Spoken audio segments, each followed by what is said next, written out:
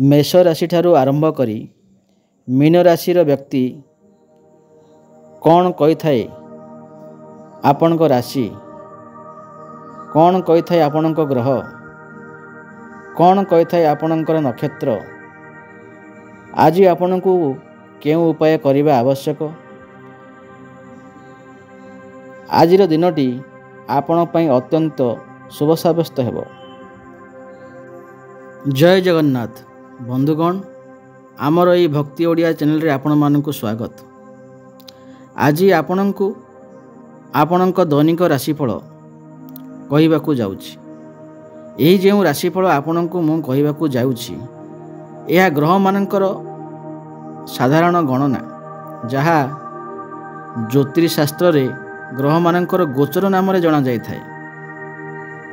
यह मुख्य चंद्रदेवंकर गोचर उपरे आधारित रे वर्णित होई थाए। आज आपणको मेष ठारू मीन पर्यंत विस्तार पूर्वक ए वीडियो रे आपण मानकु मु जणाइबी। हेले डेरी न करी चलंतु जानिबा 2024 बुधवार आश्विन मास शुक्ल पक्ष आजिर तिथि और नक्षत्र षष्ठी अपराह्न 12:15 पर्यंत, मूला नक्षत्र आसंता काली सकाळ 5:15 पर्यंत, सूर्योदय 5:42 एवं सूर्यास्त 5:30, चंद्रबल मिथुन कर्कट तुला धनु कुंभ मीन। शुभ बेला दिवा 10:08 ठारू दिवा 11:36 पर्यंत एवं रात्र 7:02 ठारू रात्र 8:33 पर्यंत। मेष राशि, तुम्हें दीर्घ दिन धरी अनुभव करुथिबा जीवनर टेंशन आज दूर हो जिवो। सेमानंकु स्थायी भाव में रखिया पई तुमर जीवन कौशली परिवर्तन करिवार उपयुक्त समय। बड़ योजना एवं चिंताधारा थिबा व्यक्ति आपणको ध्यान आकर्षण करि पारंती। कौनसी विनियोग करिबा पूर्वरु व्यक्तिर विश्वसनीयता एवं सत्यता जांच करंतु। गोटे दिन जतेबेले तुम पई असुस्थ भावना थिला, से याकु सफा करने को चेष्टा करिवो एवं याकु तुम निकट में पहुँचाइब। संभवतः एक भिन्न प्रकार रोमांच अनुभव करिबा। आईनगत डॉक्यूमेंट रे दस्तखत करंतु नाही। आज आपण समस्त संपर्क ठारू एक शांतिपूर्ण स्थान को दिन बिताइबा को भल पाइबे। तुमर जड़े पुराणा बंधु आसी तुम साथी सहित पुराणा सुंदर स्मृति गुड़िक मन पकई पारंती। आपणक भाग्य संख्या 1, प्रतिकार मद्यपान आमिष ग्रहण दूरे रुहंतु एवं आपणकर आर्थिक अवस्था क्रमागत अभिवृद्धि पाई महिला मानक सम्मान ही सम्मान दियंतु। वृष राशि, आज आपणक स्वास्थ्य सुस्थ रहिबो बोली आशा करा जाउछि। आपणक उत्तम स्वास्थ्य हेतु आपण आज आपणकर सांग मानक सहित खेलिबा को योजना करि परिबे। जदि आपण जाउछंती एवं दीर्घ दिन धरी एही कार्य रे नियोजित थिले, तेबे आज आपणकर भाग्यवान दिन। पारिवारिक टेंशन आपणक ध्यान को विभ्रांत करने दियंतु नहीं। खराब समय आमको अधिक दे थाए। आत्मदया पई क्षण को नष्ट करंतु नहीं, किंतु चेष्टा करंतु एवं जीवन शिक्षा जानंतु। घरे समस्या उपजी पारे, किंतु छोट छोट प्रसंग रे निज साथी को समालोचना करबा ठारू दूरे रुहंतु। जदि आपण दीर्घ दिन कार्य रे कहा सहित कथा हेबा को चेष्टा करुथिले, आपण आज भाग्यवान होई पारंती। सेही कार्य को नहीं आज सेठारे अनेक समस्या हेबो, जहाँ तुरंत ध्यान देवा आवश्यक। आज खर्च हुए तो तुमर जीवन साथी सहित तुमर संपर्क को क्षति पहुँचाई पारे।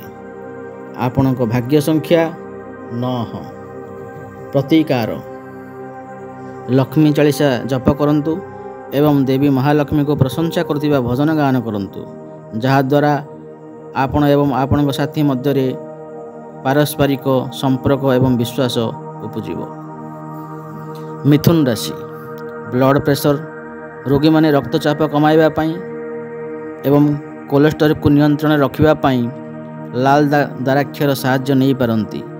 ଏହା ସେମାନଙ୍କୁ ଆହୁରି ଆରାମ ଦେବ। ରିଅଲ ଇଷ୍ଟେଟ୍ ଏବଂ ଆର୍ଥିକ କାରବାର ପାଇଁ ଶୁଭ ଦିନ। ଆପଣ ନିଜ ପିଲାମାନଙ୍କଠାରୁ କିଛି ଶିକ୍ଷା ଶିଖିବାକୁ ଚାହୁଁଛନ୍ତି। ସେମାନଙ୍କର ବହୁତ ଶୁଦ୍ଧ ଅଡ଼ୁଆ ଅଛି ଏବଂ ସେମାନଙ୍କର ନିର୍ଦ୍ଦୋଷ ଆନନ୍ଦ ଏବଂ ନକାରାତ୍ମକତାର ଅନୁପସ୍ଥିତ ଦ୍ୱାରା ସେମାନଙ୍କ ଚାରିପାଖରେ ଥିବା ଲୋକଙ୍କୁ ପରିବର୍ତ୍ତନ କରିପାରନ୍ତି। ଆପଣ ପ୍ରଥମ ଦେଖାରେ ପ୍ରେମରେ ପଡ଼ିପାରନ୍ତି। ଆପଣ ଆଜି ଆପଣଙ୍କ ଆଭିମୁଖ୍ୟରେ ଏବଂ କାର୍ଯ୍ୟାଳୟରେ କାର୍ଯ୍ୟର ଗୁଣରେ ଏକ ଉନ୍ନତି ଅନୁଭବ କରିବେ। ଏକ ଉଜ୍ଜଳ ହସ ଦିନ ଭରିଗଲା ଭଳି ଲାଗିବ ଆପଣଙ୍କୁ, ଯେତେବେଳେ ଅଧିକାଂଶ ଜିନିଷ ଆଗକୁ ଆସେ ଯେପରି ତୁମ ଇଚ୍ଛାର ପୂର୍ଣ୍ଣ କରେ। ଆଜି ତୁମେ ତୁମର ବିବାହିତ ଜୀବନର ସର୍ବୋତ୍ତମ ଦିନ ଅନୁଭବ କରିବ। ଆପଣଙ୍କ ଭାଗ୍ୟ ସଂଖ୍ୟା 7। ପ୍ରତିକାର। ସ୍ୱାସ୍ଥ୍ୟରେ ଉନ୍ନତି ଆଣିବା ପାଇଁ ଖିନ୍ନି ମୂଳକୁ ଏକ ଧଳା କପଡ଼ାରେ ଗୁଡ଼ାଇ ରଖନ୍ତୁ। କର୍କଟ ରାଶି। ଏକ ଲାଭଦାୟକ ଦିନ ଏବଂ ଆପଣ ଦୀର୍ଘସ୍ଥାୟୀ ରୋଗରୁ ମୁକ୍ତି ପାଇପାରିବେ। ଆଜି ଆପଣ ଯଥେଷ୍ଟ ପରିମାଣରେ ଅର୍ଥ ପାଇବେ ଏବଂ ଏହା ସହିତ ମାନସିକ ଶାନ୍ତି ମିଳିବ। ତୁମର ଘରୋଇ ଦୃଶ୍ୟ କିଛିଟା ଅପ୍ରତ୍ୟାଶିତ ହେବ। ରୋମାଞ୍ଚକର ହେବ, ତେଣୁ ତୁମେ ଭଲ ପାଉଥିବା ବ୍ୟକ୍ତିଙ୍କ ସହିତ ଯୋଗାଯୋଗ କର ଏବଂ ଦିନର ସର୍ବୋତ୍ତମ କର। ଆପଣଙ୍କ ବସ୍ ଏହାର ଏକ ନୋଟ୍ ନେବା ପୂର୍ବରୁ ସମ୍ପୂର୍ଣ୍ଣ ବିଚାରାଧୀନ କାର୍ଯ୍ୟ ଜଣେ ଆଧ୍ୟାତ୍ମିକ ନେତା କିମ୍ବା ପ୍ରାଚୀନ ମାର୍ଗଦର୍ଶନ ପ୍ରଦାନ କରିପାରନ୍ତି। ଆଜି ତୁମ ଜୀବନରେ ବିବାହ ସର୍ବଶ୍ରେଷ୍ଠରେ ପହଞ୍ଚିବ। ଆପଣଙ୍କ ଭାଗ୍ୟ ସଂଖ୍ୟା 2। ପ୍ରତିକାର। କାମକୁ ଯିବା ପୂର୍ବରୁ ଆପଣଙ୍କ କପାଳରେ ଚନ୍ଦନ କିମ୍ବା ସାଫ୍ରନ୍ ମାର୍କ ଲଗାନ୍ତୁ ଏବଂ ଜୀବନର ବୃତ୍ତିଗତ କ୍ଷେତ୍ରକୁ ଆଗେଇ ଚାଲନ୍ତୁ। ସିଂହ ରାଶି।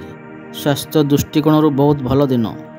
ତୁମର ଖୁସିର ମନ ଆପଣଙ୍କୁ ଇଚ୍ଛା କରୁଥିବ ଏବଂ ଆପଣଙ୍କୁ ଆତ୍ମବିଶ୍ୱାସୀ ରଖିବ।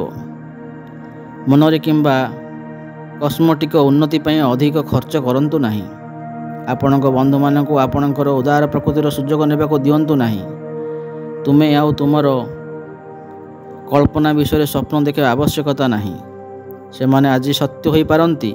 ଆଜି କରାଯାଉଥିବା ମିଳିତ ଉଦ୍ୟୋଗ ଗୁଡ଼ିକ ଶେଷରେ ଲାଭଦାୟକ ହେବ, କିନ୍ତୁ ଆପଣ ଅଂଶୀଦାରୀମାନଙ୍କ ଠାରୁ କିଛି ପ୍ରମୁଖ ବିରୋଧରେ ସମ୍ମୁଖୀନ ହେବେ। ଆଜି ରାତିରେ ତୁମେ ତୁମ ଘରୁ ଦୂରେଇ ଯାଇ କିମ୍ବା ପାର୍କରେ ବୁଲିବାକୁ ଚାହୁଁଛ। ବିବାହିତ ଦମ୍ପତିମାନେ ଏକାଠି ରୁହନ୍ତି, କିନ୍ତୁ ଏହା ସର୍ବଦା ରୋମାଣ୍ଟିକ୍ ନୁହେଁ। ତେଣୁ ଆଜି ଏହା ପ୍ରକୃତରେ ରୋମାଣ୍ଟିକ୍ ହେବାକୁ ଯାଉଛି। ଏହି ସବୁ ଜିନିଷ ଆପଣଙ୍କୁ ଆଜି ରୋମାଣ୍ଟିକ୍ ହେବାକୁ ଯାଉଛି। ଆପଣଙ୍କ ଭାଗ୍ୟ ସଂଖ୍ୟା 9।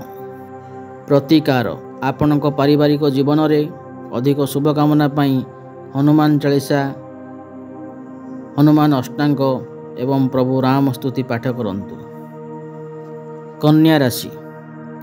ଧାର୍ମିକ ଏବଂ ଆଧ୍ୟାତ୍ମିକ ଆଗ୍ରହକୁ ଅନୁସରଣ କରିବା ପାଇଁ ଆଜି ଭଲ ଦିନ। ଆଜି ଆପଣ ଆର୍ଥିକ ଲାଭ ହାସଲ କରିବାର ସମ୍ଭାବନା ବହୁତ ଅଧିକ ଦେଖାଯାଉଛି, କିନ୍ତୁ ତୁମେ ଦାନ କରିବା ଉଚିତ କାରଣ ଏହା ମାନସିକ ଶାନ୍ତି ଦେଇଥାଏ।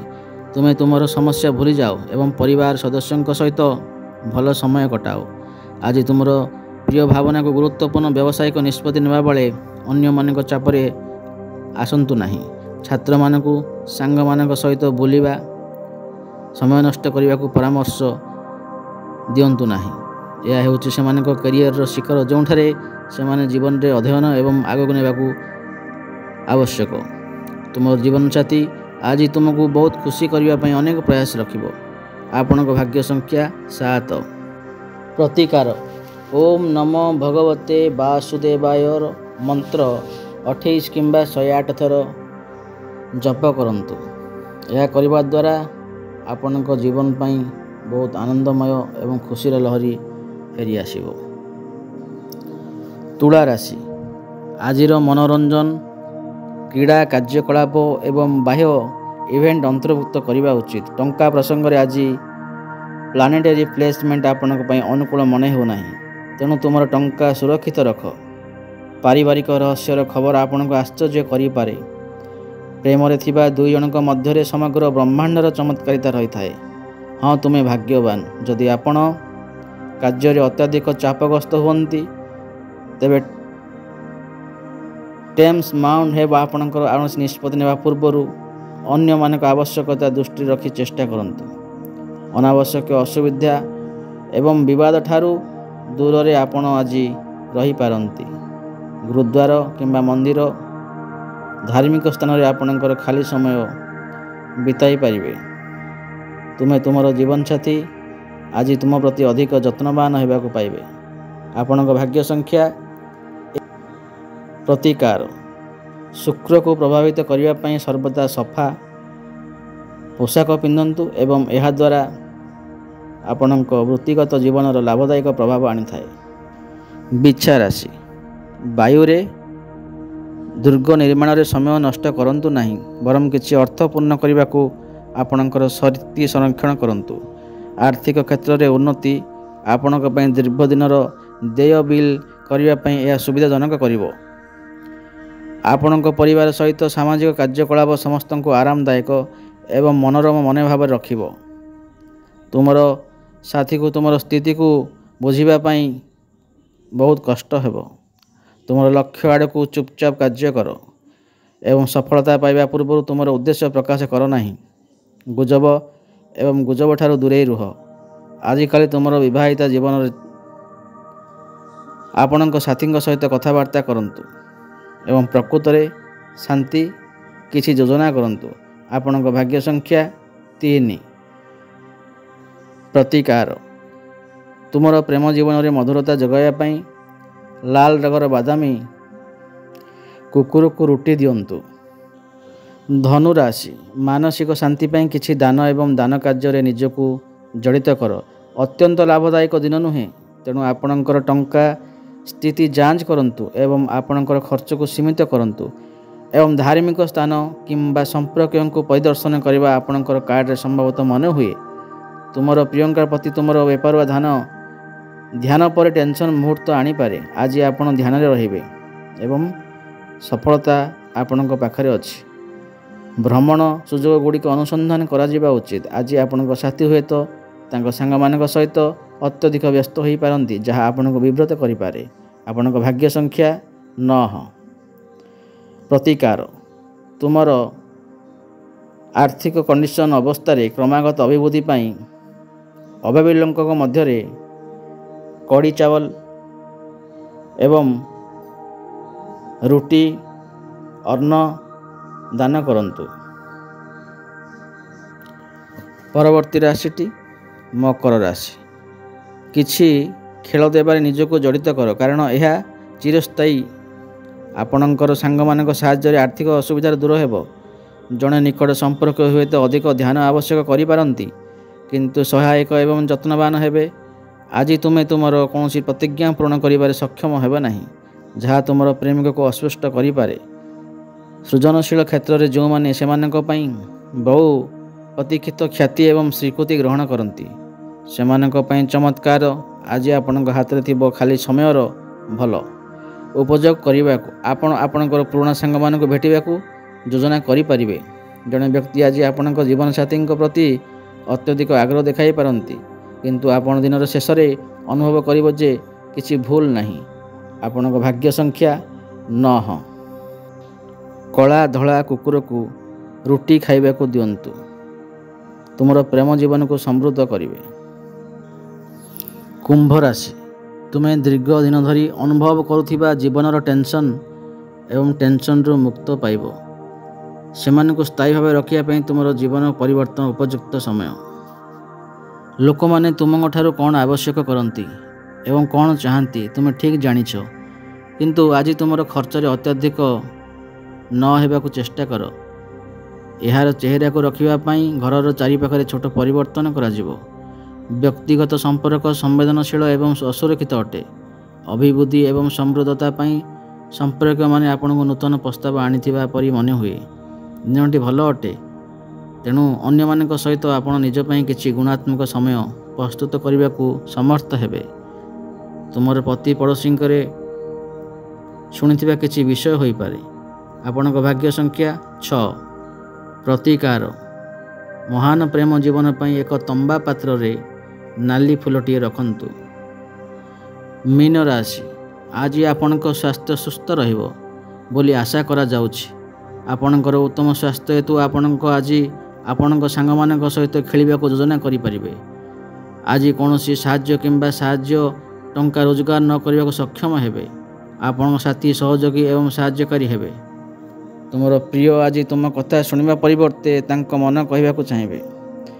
ଏହା ଆପଣଙ୍କୁ ବିବ୍ରତ କରିପାରେ। ସାହସିକ ପଦକ୍ଷେପ ଏବଂ ନିଷ୍ପତ୍ତି ଅନୁକୂଳ ପୁରସ୍କାର ଆଣିବ। ପ୍ରତ୍ୟେକ କାର୍ଯ୍ୟକୁ ଠିକ୍ ସମୟରେ ସମାପ୍ତ କରିବା ଠିକ୍ କାରଣ।